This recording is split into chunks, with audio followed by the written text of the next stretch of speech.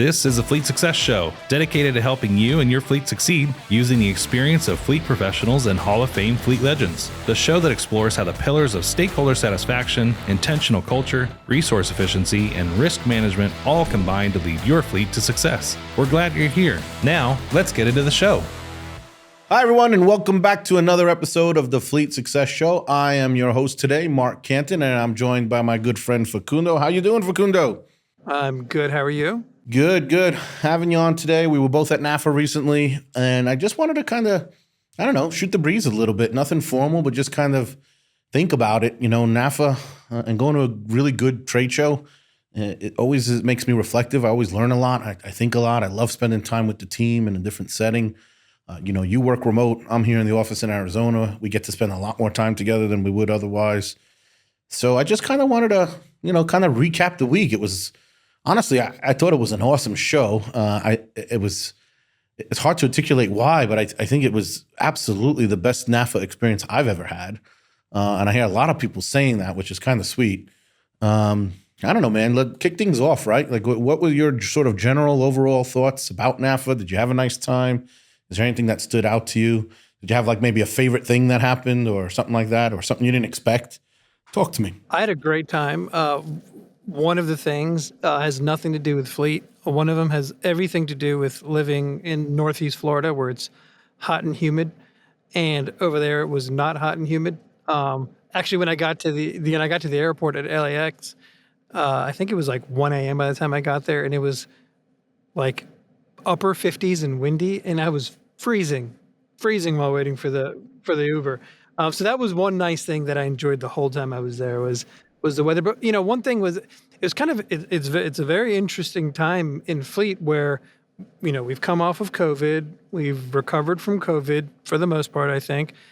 But I started to hear about people that weren't able to go. I heard great reviews about the event and the networking and all those different things. But that was kind of one interesting thing that I saw was a little bit of folks that couldn't attend or didn't have the funds or got their funds slashed. And I don't know, we talked about this before, the importance of going to those events. I mean, we can get into it and talk a little bit more about that. But for me, I always share with people that I was in fleet management for about 8 years, specifically as a fleet manager. And during that time, I met the right people early on in my fleet career, and they connected me to other right people. And I always asked them, who do you know that I need to know? And it went from there, right? So the knowledge that I picked up in 8 years, I'll put up against a lot of folks that have been in fleet management for 20, 30 years that just kind of coast through, right? Like, I loved it. I read magazines cover to cover.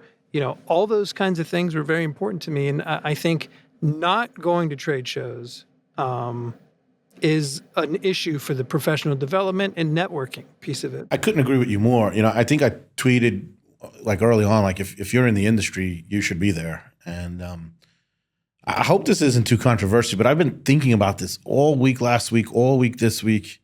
I don't mean to offend anybody, and I'm sure there's some exceptions to what I'm about to say. But honestly, if you're in the fleet professional, especially if you're a fleet manager and someone who's shown that you're interested in dedicating your life to this career, or at least a portion of it, and you can't go to the show, your organization won't facilitate that, whatever that means for you, I think you need to find a new job. And, I'm not trying to be a jerk. Like I said, I'm sure there's exceptions. I can probably think of many of them. It's a startup company. It's a this, it's a that, whatever it may be. But if you're getting like the same lame excuse every year, other than maybe it's like, something to do with the seasonality of of the industry you're in, something like that, okay, that might be a reason not to go to NAFA or a particular show, but it's not a reason not to go to a show or a good show. I would argue NAFA is one of the best, if not the best. But there are really solid shows, out there, Fleet Pros. And if you're in state, NASF, and, where you are in Florida, FLAGFA is phenomenal. And MEMA has great show, organization. I mean, there's a lot of opportunities. Certainly some kind of stand up, above the rest or raise to the top, whatever. But man, if your organization's not encouraging, forget enabling it, encouraging it, there's a problem, dude. Like that's a sign. Maybe that's not the right place. I'm sorry, maybe I'm wrong, but Definitely. I mean, I've come across, and I think NAFA might have this on their website, but there's a part like within the resources or somewhere that has like a justification letter as to why you can go to those events, right? I mean, that people actually have to justify. And I remember when I first started going to national trade shows, I didn't really know where to start. And somehow, again, meeting people, they're like, hey, there's this resource there that's basically a template. And I was like, that's interesting. But, if I'm asked, here's going to be my back pocket kind of a thing of why should you go to a trade show? I'm like, all right, well, how much? Let's just say it cost me, I don't know, I'm going to throw a number out there, $2,000 to go to a trade show. I'll bring back at least one idea that can offset $2,000. Great point. In a heartbeat. Great point. Right? I'll save you that when I get back. Yeah. Yeah, exactly. And chances are it's exponentially that, right? I mean, the ideas that I started coming back with were saving us, 15, 20, 30, 40, $50,000, right? Because you tweak this, you tweak that, you bring in this technology that can do whatever. It's so worth it, right? And that's just on the savings that you bring back. Forget about the connections that you make to help you solve future problems. Great point. Exactly. He makes such a good point. One of the studies the consultants love to do is the right sizing studies, whichever format that we do it for that particular client, because they know that there's a very good chance they're going to save that fleet money and the study's going to pay for itself, right? Whether it's because they've subtracted vehicles or often the case they've added vehicles but have corrected the type, right? Going on a tangent. But here's the connection. You go to even one session where you've learned something like that, like, hey, I know how to identify underutilized vehicles and how to tell the story to the rest of the organization as to why it's underutilized. You eliminate one vehicle, you paid for the show multiple times over, right? I mean, you couldn't be more right about that. That's a great point. So anyway, yeah, that's my message. That wasn't what the podcast was supposed to be about today. I'll get us back on track, but hold on, I'm gonna continue down this tangent for a second. Hold on. So I was at a trade show. I was at NAFA. This year or previous year? No, years ago. Okay. I was still a fleet manager. And during that time, and this is interesting, I remember being at one of those shows and getting a call from the director of my department, and he said, I don't know if I can sign this memo. I can't remember what I had sent to him, and it was basically proposing to bring in a motor pool, automated motor pool. And, I had proposed the vehicles and where and all that stuff. And interestingly, I learned that the previous time at a trade show, right? I brought that idea. One of the things that it helped me do is understand it, figure out how to do the analysis, and quite frankly, build up the guts to come in there and pitch something totally new, right? Because this is what he said. This has worked before. We can do it. Yeah, what he said to me was, well, we just don't have the data to support this. I'm like, well, the reason that we don't have the data to support this is because we're running our motor pool. They're all old, beat-up vehicles that nobody wants to drive. They're run on a clipboard. When I started as a fleet manager, I went to where they had the vehicles, and I was like, where do you keep the motor pool vehicles? Oh, they're parked over there. Oh, they're all gone. And they're like, who has them? And they looked at the clipboard and they're like, well, I don't know. So of course, that's another story for another day. Yeah, of course, that when you're trying to justify something new, you get stories from people that are there and how they've done it and how they've overcome it, right? So the savings, that motor pool is still there and it's operating so well, and people had thanked me afterwards because it made their life so easy. They felt pride in the vehicles that they were driving, representing the organization. So all of those things, I mean, I'd love to take credit and be like, oh, I just had this dream last night and thought of this motor pool. No, it all happened at a trade show. I walked into a burning bush and this is whatever. Yeah, I stayed at a Holiday Inn, right? That's it. I stayed at a Holiday Inn, yeah. Oh man, that's a great point. But anyway, so look, I'm sorry. I hope it's not too controversial. I think it's freaking obvious. I don't think it's rocket science, but get to a show, get to NAFA. If you can't get to NAFA for some reason, obviously it's too late this year, but man, pencil it in for next year and pencil in the other shows. I encourage you to do more than one. One is like the point of entry, right? I mean, I think most fleet managers should probably be attending at least two a year. One in a more general platform like NAFA, that's for the industry as a whole, and another one that's hopefully more specific to the exact needs or the nature of your fleet, whether it's because it's an industry conference, like you're in sanitation or you're in government fleet or you're in trucking or whatever it may be, or because of some other commonality like the climate and the topography of the region you're doing, like FLAGFA is, right? Which is very regional, because there are a lot of issues around being a fleet in Florida that frankly other fleets don't have to deal with in other parts of the country, right? So you're getting that general industry-wide perspective, and then you're also getting something that's very relevant to the nature of the circumstances that you're dealing with.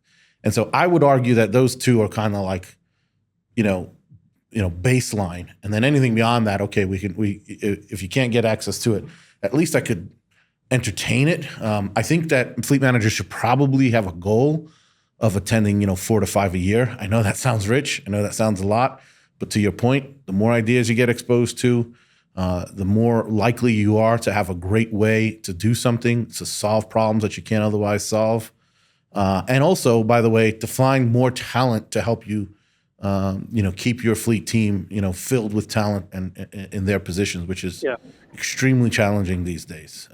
Yeah, I mean, let's be honest. I've been in conversations at different events where people try to recruit you, or you're trying to recruit others.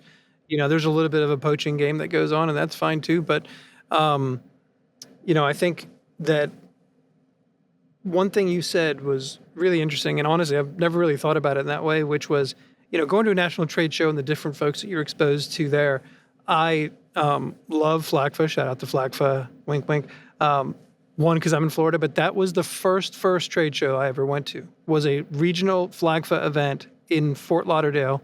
That was a 100 Best Fleets thing, led by Tom Johnson, which was one of the imagine that being one of the very first fleet people you meet. That's a character. Talk about getting an introduction to people. After meeting Tom Johnson, he did a lot of things and introductions for me. But one thing that you said that was really interesting that I've never really thought about is Florida. Lots of hurricanes, lots of weather-related issues. I remember one time, now that I'm thinking about it, it's like, boy, there are a lot of folks that have generator companies or like all these, I'm like, why? Well, I just figured it out, right? We're in Florida, right?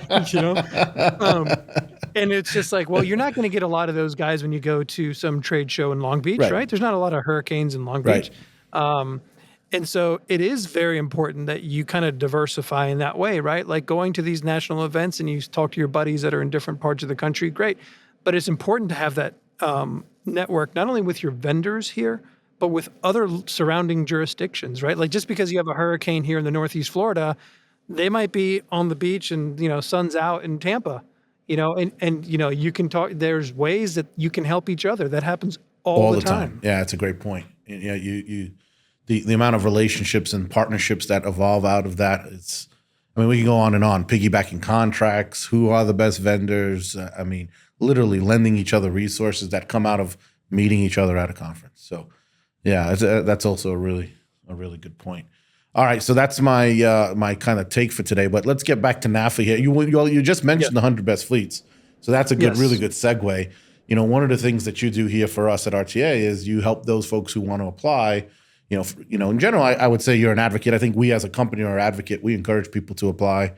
Even if you don't place, even if you don't win, there's something to be learned from applying, because going through that exercise really kind of teaches you a lot about who you are and where you need to go.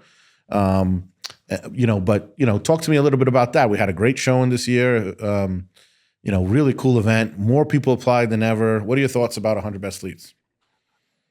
The 100 Best Fleets, the cherry on top is ranking, right? Everybody wants to rank, but that's the number one reason they don't apply, because there's that fear of not ranking, right? To not be recognized. But I always tell people, and this is the encouragement to all of our customers, I would tell them, look, the reason that you apply is to benchmark and then improve and then repeat. Benchmark, improve, repeat, right? And so... And by the way, whether or not you're our customer, that's the message. We want you to do that. Go out there and apply. Yeah, I'm not going to say the name, but I did help some local folks here in Florida that are not our customers over coffee. right? And had discussions with them about how they should think about applying, why they should continue to apply. So yeah, so the benchmarking is so important. I had folks the week of calling me saying, I don't know if I can do it. I've been so busy, and I was like, look, I'm gonna, we could take the Band-Aid off slowly, or we can just rip it off. So I'm gonna rip it off. So don't be offended with what I'm gonna say to you. But look, you're busy this year, and you're gonna be busy next year. Probably busier. And you're gonna be you're gonna be busier the year after Right. that. So if you don't do it now, you're gonna give me the same excuse next Amen. year to kick the can down the road. And so I said, look, even if you don't fill out the entire application, start with what you got, And so that's where you start. That's where you continue next year. And there's different ways that you can talk about it. Even if, I'll give you an example. This was really popular when telling folks, they're like, yeah, well, I don't do this particular thing. I can't think of an example right now. Okay, well, for that particular thing, is it something that you've thought about? Yes. Is it something that you want to start? Yes. Are you going to start this year? Yeah, actually, we're going to start this year. Okay, perfect. Let's talk about that metric. What are you going to do? Okay, well, we want something as simple. Let's use asset availability. Some folks weren't even tracking that. Okay, great. What's your asset availability? I have no idea. Okay, cool. Industry gold standard, 95%. Let's not start there.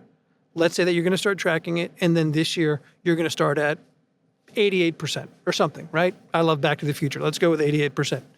That you're not smiling. With the 88 miles an hour. That's where he takes off? Is that 88? He's got to go back. I'm thinking in terms of was that when the movie was made? What year was? I know it was in the 80s. No, it was made in 85. 85. Okay. Yeah. So start with something lower. Start with something. Right. But say you're going to start with this. You haven't tracked it before. Right. How are you going to review it? Anything that you can say. Why? Because now you've benchmark yourself, and what you're telling the judges is that you're not tracking it and you don't necessarily have a metric, but you're just throwing it up against the wall, and you're going to start with something reasonable, right, and you go from there. Interesting, right? And so I think that's a lot of people won't tell you that. They'll just tell you we didn't apply because we don't have time. Right. No, the reason that you didn't apply is because you're not tracking it, you don't want to talk about it. You're scared or you're embarrassed, right? Yes, exactly. And so, there's a lot of those conversations that I had, and some of those folks, I happen to know a little bit better just because there are some of the accounts that I work with. Right. And so I was like, look, we've been talking, touching base throughout the year. I know some of the great things you're doing. There's no way that I'm not letting you apply. Right. And here's some of the things you've told me throughout the year that you need to talk about. And, some of them jumped over 20 or 30 spots. And actually there was 2 or 3 of these, right? Because they were like, I'm not sure if we're going to, actually one in particular, I'm not sure if we're going to apply. No, you're applying. You've told me some great stuff this year. You need to continue to talk about it. If you're looking for fleet experts and former fleet managers sharing their best practices and advice, networking opportunities with hundreds of fleet professionals, and live, hands-on training sessions and workshops designed to help you take your fleet to the next level, then you need to register for RTA Connect 2025. It's the fleet event of the year. Join us September 22nd through 26th in Las Vegas and get the tips, tricks, and tools you need to help your fleet succeed. Visit www.rtafleet.com/connect to learn more. Yeah, it's cool. I got a little bit in on trying to encourage a few people, not nearly the effort and the work you're doing. And it was a similar thing. And it was, do you really think I have a chance? And in many cases, frankly, I found myself giving the same message. Yeah, you do. You got a really good chance, actually. You know what? And to your point, whether or not you do have a chance, that's not even really the point, man. It's like, if you want to know if you're doing well and how to get there, start with this, and then you have a way to measure it. And it's important. Now, let's kind of change gears here a little bit a second, right? Again, everyone has heard me say this 6 billion times, I hope. We work in the most under-resourced industry on the planet, especially in terms of its importance to society. And I will stand by that. I pray I don't go to my grave with that, because I hope that changes. But if, God forbid, I were to go tomorrow, it would be true. And, and to me, that only compounds the importance of applying for things like this and getting recognized. You owe it to the people who are breaking their back every day for you to try to make that fleet better, that company better, that city better, that town by providing excellent fleet goods and fleet services. You owe it to them. You owe it to them to get them their recognition. It may be the only 15 minutes of fame they get. They break their back. The police folks, they save folks every day. The fire folks, they save people from burning buildings, and they're heroes, and rightfully so, right? But none of it happens. None of it happens without the fleet assets that made it happen, without that ladder truck, without the vehicle that got them there, and so forth and so on, and the people who take care of the streets, and save people from flood zones, and our great folks who work in water departments and streets and sanitation. I mean, they're all super people, and they deserve all the credit they get. But none of it happens without fleet. None of it. And this is the only opportunity, or one of the few opportunities anyway, that your people actually have a chance of being recognized for the great work they do and the dedication that they have. And again, I'm giving government examples, but the same is true for corporate. The sales and the market, super important. But that fleet is what makes it go. That fleet is what makes that truck available to get the food to the grocery store, or to get the garbage to the dump site, and so forth and so on. So that's my opinion, man. I think you owe it. I think you owe it to your people to apply and to try to get them some level of recognition if they're doing a great job.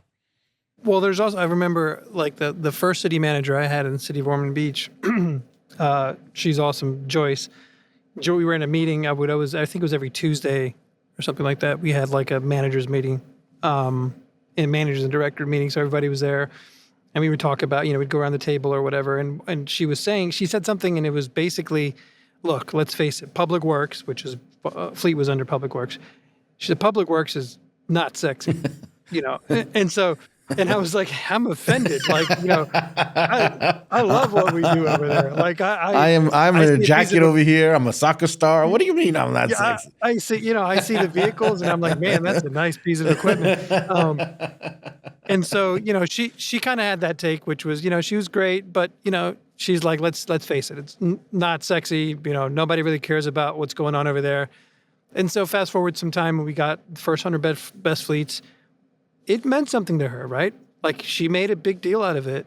And then, going into next year, she was like, so how are we going to do this year? Right? Because I'm going to talk a little bit trash to our neighboring cities, be like, y'all didn't rank.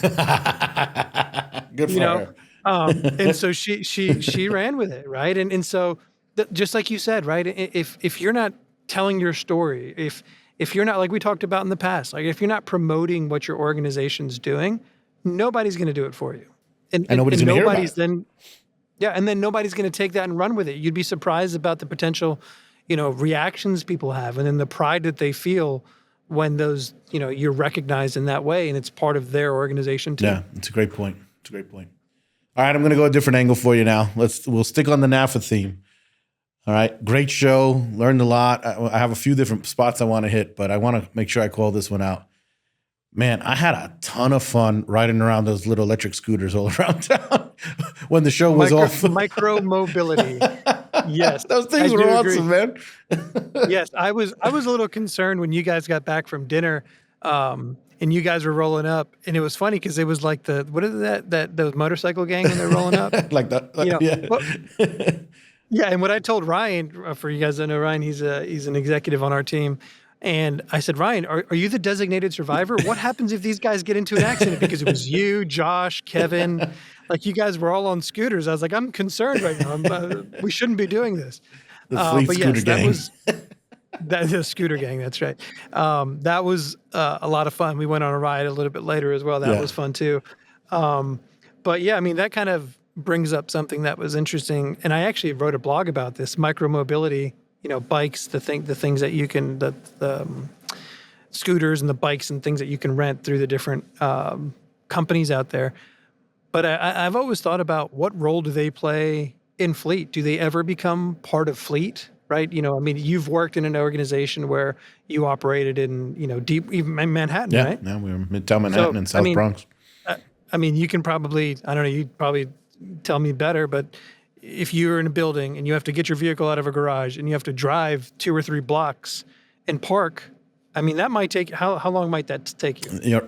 a half hour at least. And you're right. But in that, when you were in close proximity, you were much more likely to just walk, frankly. Yeah, or if it's a little bit further, you hop on a scooter, Right. Exactly. And so you have all Bicycle, these scooter. different scooters. Yep. You have all these different scooters that are owned by whoever the companies are. Will they one day be part of fleet management? As a bike. Actually, I know of an organization that set up bikes in that for the same reason, right? Like, safe. I think there were those 3-wheeled bikes. What are they called? Trikes or whatever. Tricycles or whatever. Yeah. Yeah, so to make sure people weren't falling off. But they set those up, and people were riding them around the city to get to different buildings for that same reason, right? Safer, healthier. Yeah, that's a good point. It's certainly impacting fleet at the very least. Whether or not it ever falls under the purview, I think it wouldn't shock me at all. And I think there are some towns and cities where it already does. You see it a lot in universities where when the either the green folks, the sustainability folks, or the car sharing and pooling folks will often fall under the fleet organization, and they will typically have some bike and electric programs. It's fairly common. So, yeah, I think it's a good point. It's funny for those of you who might see in movies or TV shows about it, but in New York City, there's this thing of bike courier. I'm sure there's some other cities too, and that's the whole reason they exist. They cost a lot of money, but you hand something off to a guy or a gal on a bike, and they can get cross town, uptown, downtown pretty quicker than pretty much any other way to do it because of that congestion, because of that traffic. To your point. It's the reason they exist. So, and now you do see it. You do see it over New York and over a bunch of other cities. Well, throw this out there and not get too because I'm sure we could have a whole conversation about this, but I wonder how that kind of transportation is impacting utilization and ridership of like metros and transit buses and those sorts of things, right? Could a city need to cut the amount of buses that they have because of things like this? Yeah, I have no idea. Yeah, we'll get some transit experts on, and we'll have that conversation with them. Yeah, good point. We definitely have plenty of shoulders we could tap on that. So that's a podcast idea for another time. So what else, man? What else struck you about NAFA? What else? Like anything you noticed? I think you mentioned to me before we started, and something I think was dead on, man. I was super excited to see how well attended all the sessions were, man. The place was packed. Yes. A lot of the sessions, that was interesting. Like even after lunch or the late session ones, they were all pretty well attended. That's what I thought. That was awesome to see that.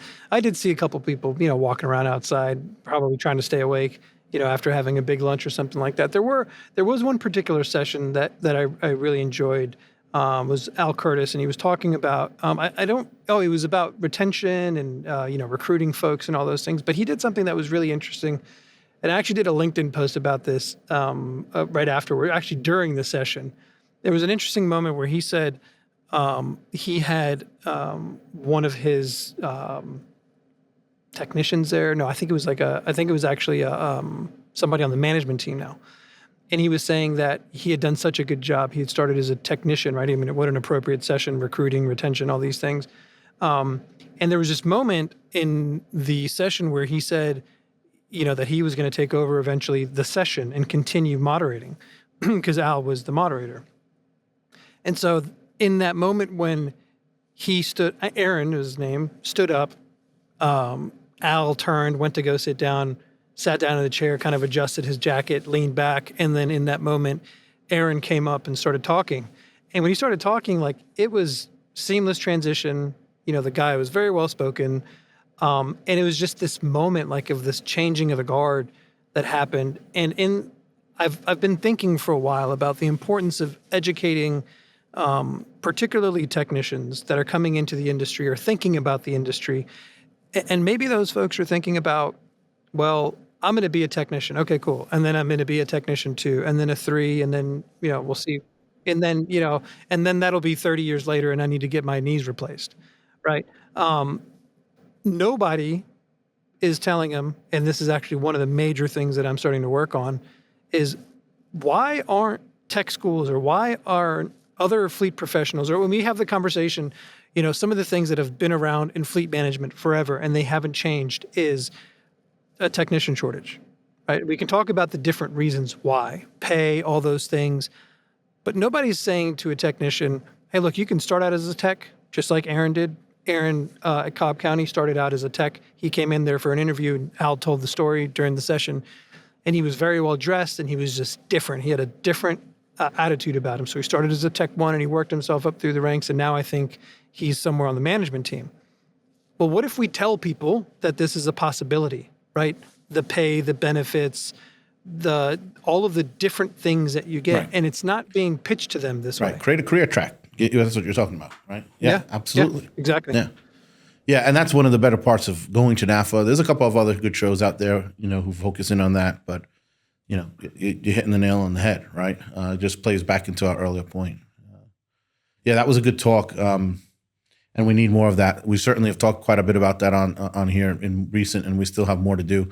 We'll do a session on succession planning here, but that's another thing. Al was kind of putting on demonstration there, right? He's grooming this person to not only move up the chain for themselves, but to potentially become a leader of a fleet down the road. And I think that's a great point. And that's my point about the resources, right? Like, thankfully NAFA puts out the CAFM. Dude, there's nothing. There is no. You get your master's certification from the ASC. God bless them. Okay, now you're a Tech 3 or whatever it is, right? You got your master's, and then someone says, "Go be a shop supervisor."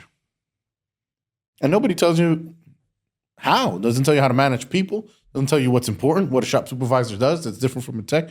It's just, here you go. And the same thing with a fleet professional, right? And so thankfully the CAFM helps fill that gap.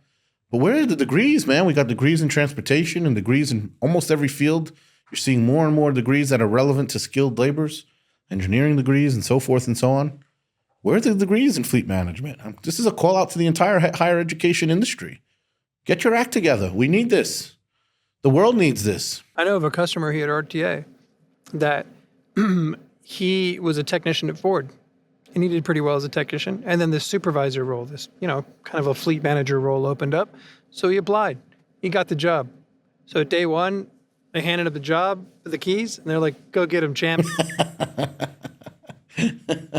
And that was it. The little mixture that we have has little cricket noises. I was going to hit it, but I don't know which one the cricket noises are. But that is when he told me the story, that's what I envisioned, right? It's like, "Yep, go." And then he walks in and he's like, imagine the difference. Before, the thing that you used as your tool for your widget was tools, right? Wrenches, whatever now you're sitting in front of a computer and it's totally different. Right. Now you have to motivate people and there's no. Yeah, you better learn why that FMIS is your best friend and your best toolbox real quick. Yep. And what matters, right? What things to track. There's so many things to track. Yeah. I mean, we've talked a little bit about it, right? Almost developing a curricula for fleet managers where we build on, okay, go get your CAFM and go get these certifications, but also maybe it makes sense to go take a course in Excel and a course in public speaking and a course in all of these various things that are going to help you be a successful leader and a successful fleet manager. Yeah. That was cool stuff. I think NAFA does a really nice job of how they do the scheduling, frankly, where there's enough time for the booths and for the trade show element of it, but it doesn't conflict with the sessions, so that people are encouraged to go to the sessions. I'm sure that's at least in part why they had such good turnout there. I think some of the other shows might want to take a look at how NAFA does their scheduling and take a page out of their book, because I think that played out extremely, extremely well this year, and better than, let's say, the average show by a lot. So I thought that was also really well done. You recorded a podcast, right? Were you a guest? Yeah, tell me about that. Yeah, Aaron Gilchrist from IntelliShift. It was funny because I was curious. I always talk about who do you know that I need to know and all these different things. And one time months ago, I'd posted on LinkedIn, like, who's that fleet person you need to know? I started with her. And randomly, fast forward a few weeks before the event, Kelly reaches out and she's like, "Hey, you want to do a podcast with Aaron there?" I was like, "Oh man, that's a lot of pressure." So by the way, we talked about autonomous vehicles and, kind of my experience recently when I was in Scottsdale and going in an autonomous vehicle. Yeah, but Wemos. then, we kind of talked, yes. And then, we talked about, well, yeah, that's probably a little bit too far off here for fleets, and talked about, what are some technologies that, are going to be hitting fleet management a little bit sooner. Actually, I just had a thought here. There was a trend that I noticed at NAFA this year. Okay. that is kind of there's, and you kind of think about car racing, right? There's this overtaking going on right now because in the past it was so heavy, and it still is. It was still heavy on electric vehicles. Do you remember what that one thing was? I'm going to put you on the spot here. Do you remember what that one trend was? What do you mean, before EVs or? No. Right now, going on, that was at NAFA. There was one topic that was everywhere. Topic that was everywhere. It certainly wasn't EVs this year. Nope. I was going to go with sort of that, that training and that succession plan piece. The data. That was the analytics. That was popular. AI. Yes, yeah. The impact of AI on everything, right? I think this is a very there were important. a couple sessions on that. Yep. Yeah. It was every. Which is good, by the way, because a year with ago there was nothing on AI. Well, not calling out NAFA, I don't remember theirs, but I went to every show in the industry. It's actually something that I called out in a post that I made, that there was one show the entire year that had a single topic on AI, single session on AI for the entire 2020-24. My gosh, fleet industry, where the heck are you? Right, catch up. So NAFA tipped the cap. You're catching on, and it's a great call out, Facundo. AI, yeah. Go ahead. Yeah, bud. it was. One thing I struggled with was when I was looking at one of the great things I love about working at RTA is when I go to these events, I go to all the, just like I was when I was a fleet manager, right? Because I want to know what's going on in the industry. What are people, having success with? Where are they struggling? Right. What are the new ideas? How can I solve a problem? Yeah. Right. Yep. Yeah. And so when I was looking at the schedule, it was like almost every breakout session time that they had something about AI that I wanted to go to, but then they had another one that was interesting. So I would always, I probably caught about half of them, so it was like, how to use AI with this, how to use AI with that. So I thought that was kind of an interesting shift where before it was just EVs being jammed down your throat. And now there was a little bit of change, in kind of the biggest topic, I guess. Yeah. I'll do a quick shameless plug, but I'm not sure exactly who it's going to be, but it might be me. It might be Josh. It could be someone else from RTA, but we are going to speak on AI at the Fleet Con this year. So if you're interested on it, frankly, fleet folks, if you're listening, if you're not integrating AI into your everyday just yet, you're already kind of behind the curve. So catch up and reach out to us. We can give you some tips and some tricks as well. We're glad to do that.